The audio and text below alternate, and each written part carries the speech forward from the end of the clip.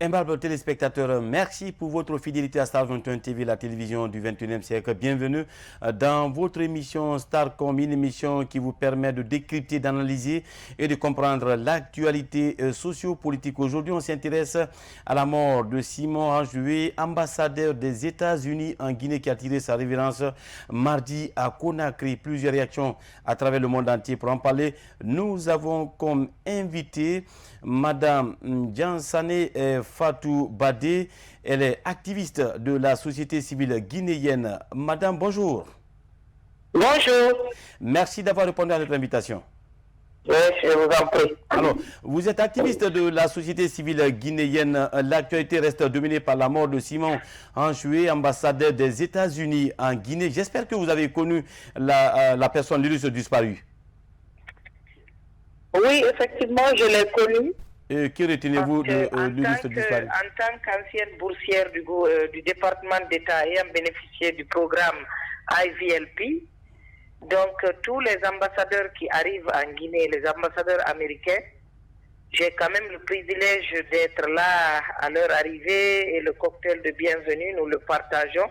Et après, nous nouons des relations vraiment institutionnelles et interpersonnelles qui font que nous avons eu cette occasion aussi avec l'ambassadeur Simon. Donc nous sommes attristés, d'abord je suis attristé en tant que personne physique l'ayant connu, mais surtout attristé au nom de toute notre organisation parce que nous sommes un partenaire vraiment privilégié de l'ambassade des États-Unis en Guinée. Donc j'ai retenu de ce monsieur d'une courtoisie et d'une galanterie vraiment hors pair. Il était très respectueux, courtois, et puis vraiment un diplomate, un diplomate chevronné qui savait tenir le langage qu'il fallait à des circonstances précises et qui savait aussi tenir son auditoire avec des sujets vraiment pertinents. Et il savait réunir des Guinéens autour de lui pour parler de problèmes de développement, de problèmes de croissance et de tout ce que l'ambassade pouvait faire pour appuyer les organisations de la société civile. Il a vraiment été là pour tout le monde. C'est vrai qu'il n'est pas là depuis très longtemps, mais le peu de temps que l'ambassadeur Simon a passé en Guinée, il l'a fait dans toute la plénitude liée à la mission dévouée à un ambassadeur. Oui. Alors, Madame Diansane, justement, vous êtes activiste de la société civile guinéenne. Est-ce que Simon l'illustre disparu a-t-il été à la hauteur des attentes en termes de diplomatie, de démocratie en République de Guinée? J'estime que oui. Il a toujours été du côté de la vérité et des principes démocratiques. Vous vous souviendrez de ses sorties sporadique à chaque fois que la situation politique est corsée et aussi, comment on appelle, il a toujours eu les mots justes pour qualifier ce qui se passe. Mais ce que vous devez comprendre, un ambassadeur n'agit pas de lui-même. Un ambassadeur, il est le missionnaire de son pays dans le pays où il est accrédité. Lorsque l'ambassadeur Simon parle, il parle au nom du président Donald Trump. Lorsqu'il parle, il donne la position officielle des États-Unis par rapport à une situation bien donnée en Guinée. Donc, il a donné, comment on appelle, des positions qui n'avaient pas, sans équivoque, sur la situation sociopolitique.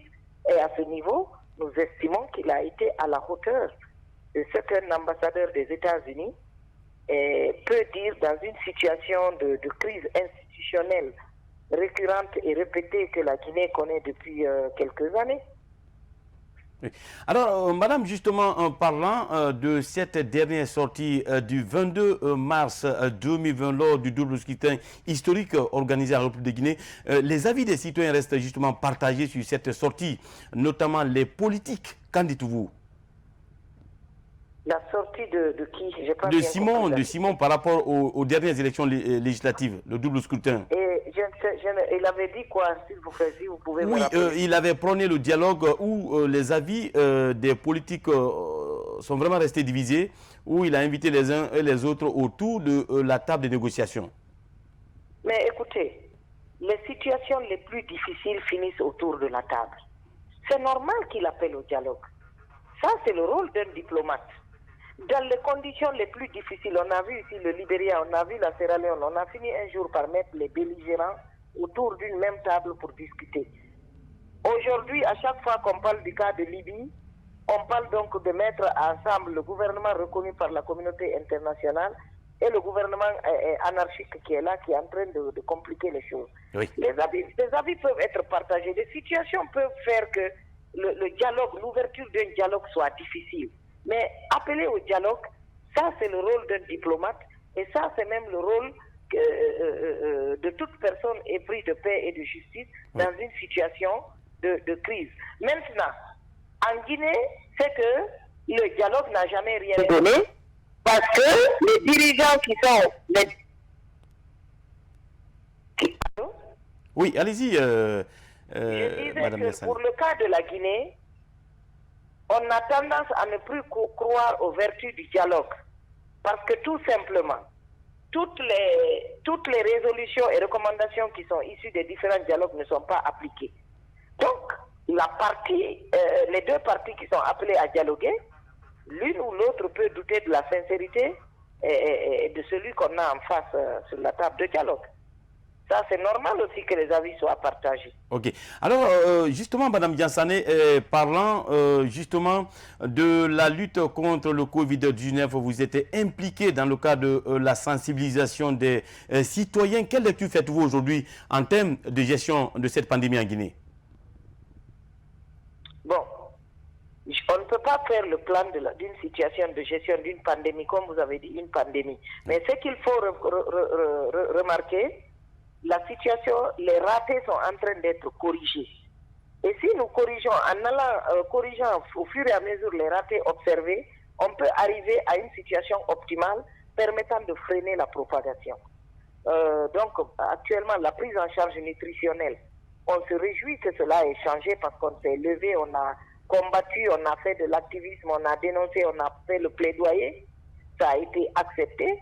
Et aujourd'hui, les malades qui sont au niveau des hôpitaux, des centres de prise en charge nous remontent que l'hygiène aussi est en train de s'améliorer. Le dépistage, on va augmenter les capacités de dépistage.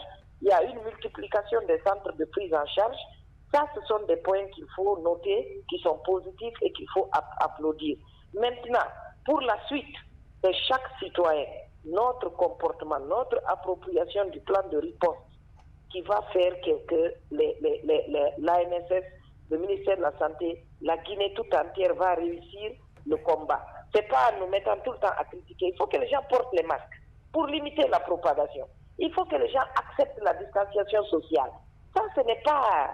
Et si on se met à faire de la répression, on va parler de droits humains. Mais franchement, c'est notre comportement maintenant qui va amener à la réduction de la propagation. Oui. Alors, justement, vous avez suivi ce nouveau plan de riposte proposé par l'Agence nationale de la sécurité sanitaire qui demande désormais l'implication des élus locaux, notamment les maires et les chefs de quartier, et que dans 60 jours, on pourrait bouter complètement hors de nos frontières cette pandémie. Est-ce que êtes-vous de ce plan de ce nouveau plan proposé par l'Agence nationale de la sécurité sanitaire? Ok, lisez bien. Ils ont dit stop Covid en 60 jours. Oui. Ils n'ont pas dit qu'en 60 jours c'est fini.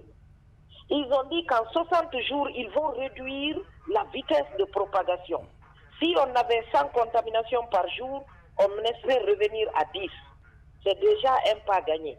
Ensuite, ils vont mettre en opération un plan de gestion des contacts et des familles des personnes malades.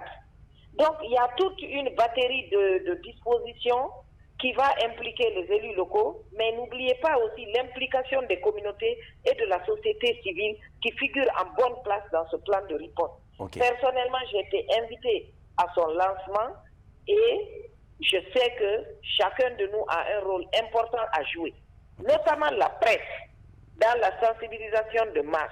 Okay. La presse, la société civile, les élus locaux, l'administration déconcentrée, chacun de nous a un rôle important à jouer à côté de l'ANSS et des autorités sanitaires pour freiner la propagation. Il faut que d'ici 60 jours, et là on n'est même plus dans 60 jours, peut-être 55 jours maintenant. Oui. Parce qu'on a déjà épuisé 5 jours.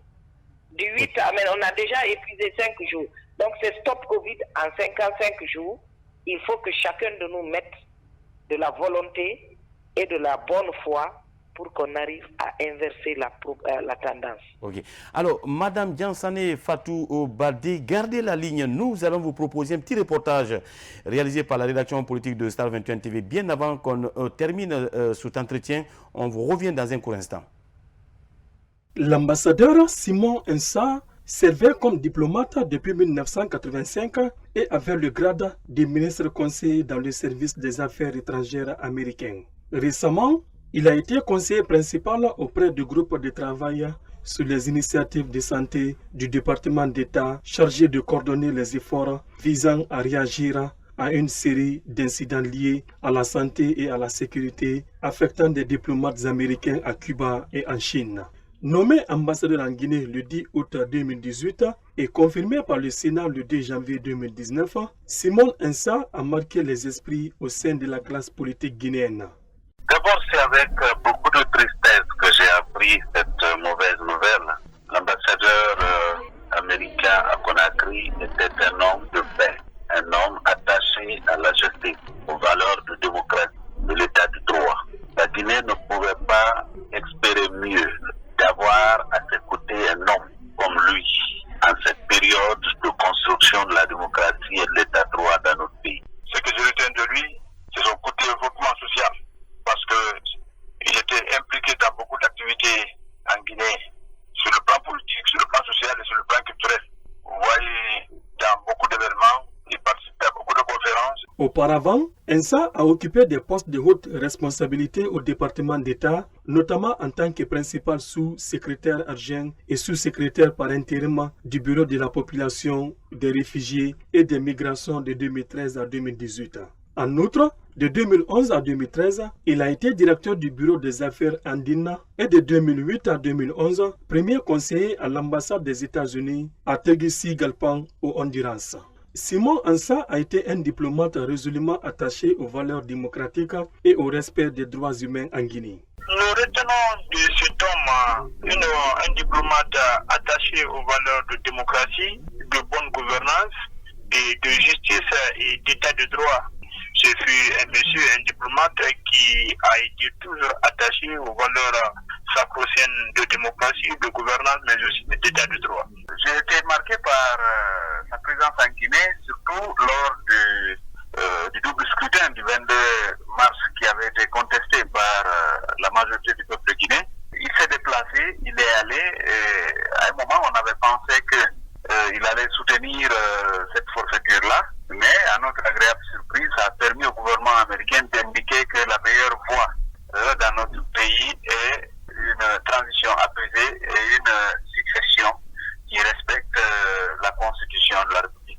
L'ex-diplomate américain a servi dans 5 autres missions diplomatiques à l'étranger et a participé à plusieurs missions nationales. L'ambassadeur Insa a obtenu une licence en lettres de l'Université du Massachusetts et un master en licence du National War College. Il était marié et père de 2 enfants adultes. Nous entamons la deuxième et dernière partie de cet entretien avec bien sûr notre invité. Il s'agit de Madame Diansane Fatou Baldé. Madame, vous êtes là? Oui, je suis. Voilà. Rapidement, Madame, votre réaction par rapport justement à ce reportage de Star 21 TV concernant la disparition de Simon Ansoué. Oui, vous comprendrez que c'est une consternation de part et d'autre. Toutes les personnes que j'ai entendues ici ont exprimé un sentiment de regret, de profond regret, de consternation et d'émotion, et qui recoupe aussi ce que je pensais de lui, un homme de paix, un diplomate chevronné qui a su vraiment jouer sa partition en tant qu'ambassadeur des États-Unis en Guinée pendant cette période difficile que la Guinée traverse depuis quelques mois. Oui. Alors, Madame, vous êtes activiste de la société civile guinéenne. Le Front National pour la défense de la Constitution menace justement de reprendre les rues. Quelle est votre réaction là-dessus, surtout en cette période sanitaire que traverse notre pays? Oui, vous savez, la période sanitaire a empêché d'aller au vote le 22 mars. Ce n'est pas à cause de leur vote qu'on a eu une explosion de contamination ici. Oui. Est-ce que le vote, le jour où ils ont installé leur assemblée, il y a eu 7% et 16% de contamination de députés là-bas? Est-ce qu'ils ont arrêté leur folie meurtrière? Non. Je crois que ça, c'est au pouvoir de peser et de savoir qu'il faut ouvrir le dialogue et pour qu'on puisse savoir à comment nos dettes, en quoi et comment on va construire le devenir de la Guinée. On ne peut pas toujours faire ce qu'on veut d'un côté parce qu'on a la force publique, on a, comment on appelle, les moyens de coercition, et priver les gens de leur liberté d'expression et d'action au nom de la maladie. Depuis que George, comment on appelle, Floyd est décédé aux États-Unis, est-ce qu'on a parlé là-bas maintenant de maladie? Pas du tout. Toutes les manifestations dans le monde entier aujourd'hui, est-ce qu'on en a parlé? Vous savez, les personnes qui veulent confisquer le pouvoir trouveront toujours des moyens. Oui. Le Mali, quand Ibeka s'est entêté à aller faire des élections, la date à laquelle il a fait, l'imam Diko aussi est venu faire sa riposte. Donc il faut que le pouvoir, c'est au pouvoir de mesurer le bien fondé des actions qu'il pose pour sauver et protéger la population. Oui. Mais de toutes les manières, en période de crise sanitaire, même le gouvernement devait solliciter une trêve à tous les niveaux pour qu'on s'occupe de la riposte. Okay. Mais lorsque l'arrogance et la désinvolture ont fini par envahir les esprits au point que personne ne veut plus écouter l'autre, moi je n'ai pas à juger des décisions de citoyens lambda qui ne demandent qu'à exercer leurs droits. Parce que moi-même, je tiens trop à ma liberté pour que, si elle m'est vraiment restreinte, je ne saurais, comment on appelle, qu'est-ce qu'il faut dire à propos. Ok. Voilà. Alors, madame, une dernière question aujourd'hui, c'est bien sûr dans le cadre de la lutte contre le Covid-19. Quel message particulier avez-vous à lancer à l'endroit du peuple de Guinée par rapport, bien sûr, aux mesures barrières? Ce que je vais dire au peuple de Guinée, c'est vrai que la crise de confiance entre l'administration, le gouvernant et les gouvernés, les populations, s'est creusée. Cette crise de confiance-là s'est accentuée. Mais là, il s'agit de maladies hautement contagieuses et de maladies qui freinent le développement. Il ne faut pas mettre en doute ce que disent les autorités sanitaires. Suivez les mesures barrières. Acceptez de vous présenter au niveau des structures sanitaires lorsque vous avez des symptômes. Acceptez d'être confiné quand vous êtes un contact suivi. Lorsque vous apprenez une personne proche de vous a été contaminée, cherchez à vous faire dépister. Mais la maladie, ce n'est pas une invention, il ne faut pas la politiser. Et ce que je vais aussi dire aux autorités, il ne faut pas politiser la maladie, en faire une récupération ou utiliser les espaces de sensibilisation pour passer des messages de propagande politique parce que ça va créer la réticence communautaire. Ok. Madame, merci d'avoir répondu à notre invitation. Je vous en prie. Voilà. Aimable téléspectateurs, ainsi prend fin cette émission avec comme invité Madame Diansane Fatou Obade, activiste de la société civile guinéenne. Merci pour votre aimable attention. Nous vous souhaitons surtout une excellente suite de programmes en compagnie de SAR 21 TV, la télévision du 21e siècle. À bientôt.